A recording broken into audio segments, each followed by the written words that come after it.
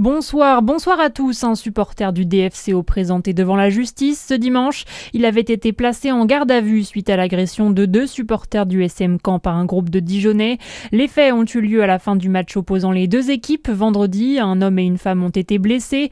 Ils ressortent avec 2 et 3 jours d'ITT. Selon le parquet de Dijon, l'homme interpellé se revendique comme un ultra du DFCO, mais ce n'est pas lui qui a porté les coups. Il a seulement assisté à la scène. Double vigilance en Côte d'Or, jaune pour les crues et orange pour neige-verglas ce dimanche.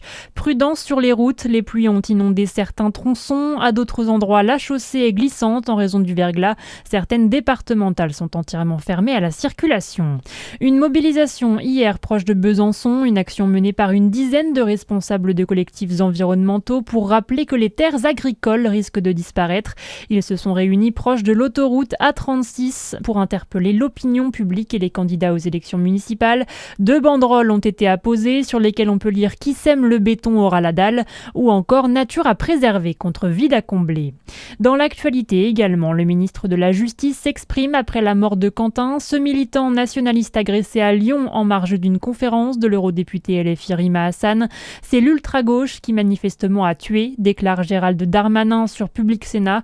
Une enquête est en cours pour déterminer les circonstances de cette agression. De son côté, la famille de la victime appelle au calme et à la retenue.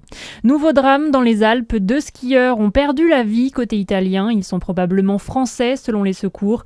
Les skieurs ont été victimes d'une avalanche à l'ouest de Courmayeur au pied du Mont Blanc.